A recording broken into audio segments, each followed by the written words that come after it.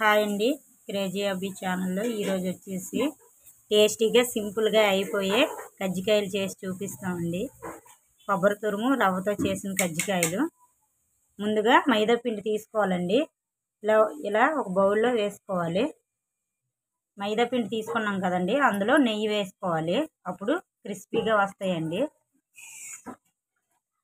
అలాగే కొద్దిగా ఆయిల్ కూడా వేసుకోవాలండి. పిండిలోని మెత్తగా కలుపుకోవాలండి. కొద్దిగా సాల్ట్ వేసుకోవాలి. ఇప్పుడు ఇవన్నీ మిక్స్గా కలుపుకోవాలండి.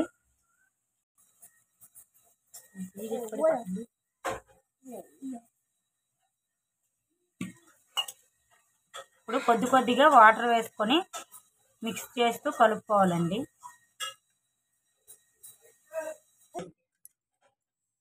ఇలా ముద్ద కలుపుకొని పక్కన పెట్టుకోవాలండి పావు గంట. స్టవ్ ఆన్ చేసుకొని కడాయి పెట్టుకొని నెయ్యి వేసుకోవాలండి. ఇప్పుడు నెయ్యి వేడయ్యింది. కాజు కిస్మిస్ ఇందులో వేసుకోవాలండి. ఫ్రై చేసుకోవాలి.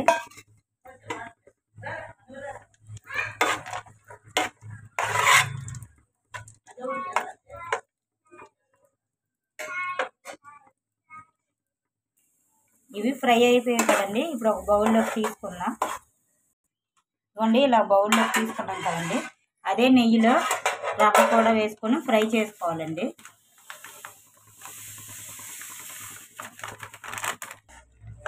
ఇలాగా నూక బ్రౌన్ కలర్ వచ్చేదాకా ఫ్రై చేసుకొని ఇప్పుడు స్టవ్ ఆఫ్ చేసుకొని పక్కకి దించుకుందామండి.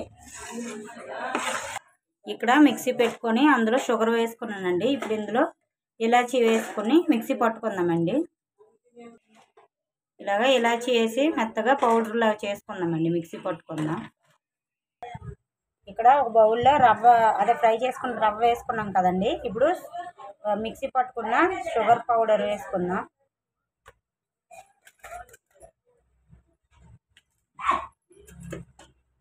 అలాగే ఎండు కొబ్బరి తురుము వేసుకోవాలి. ముందుగా ఫ్రై చేసి పెట్టుకున్న డ్రై ఫ్రూట్స్ వేసుకోవాలి. ఇప్పుడు అవన్నీ మిక్స్డ్ చేసుకోవాలి. కలిపిసుకోవాలి మొత్తం.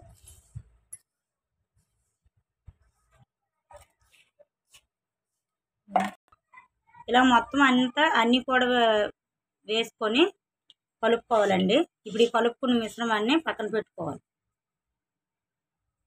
ముందుగా కలుపుకొని పెట్టుకున్న పిండి ముద్దల్ని ఇలా చిన్న చిన్న ఉండల్లా చేసుకొని ఇప్పుడు చపాతీల్లా ఒత్తుకుందామండి. ఇలా చపాతీల్లా ఒత్తుకొని ఇప్పుడు ఇందులో స్టఫ్ పెట్టుకుందామండి.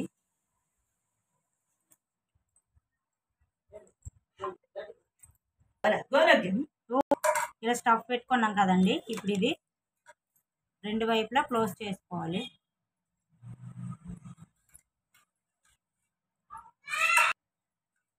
వాటర్తో చుట్టుపక్కల ఇలా తడుపుకోవాలండి.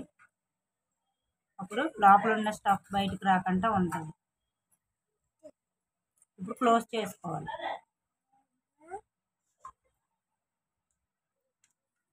అన్నీ ఇలా చేసుకోవాలండి. డిజైన్ లాగా చేసుకొని మిగతా కజ్జికాయలు కూడా అన్నీ ఇలా చేసుకోవాలి.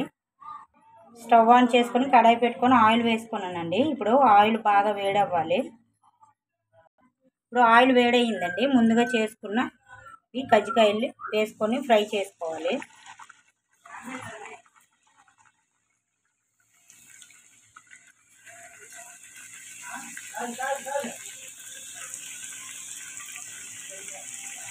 మీడియం ఫ్లేమ్లో పెట్టుకొని ఇలా ఫ్రై చేసుకోవాలండి.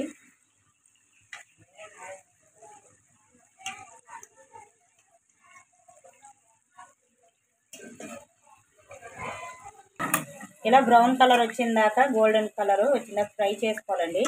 ఇవి ఫ్రై అయిపోయి ప్లేట్లోకి తీసుకుందాం.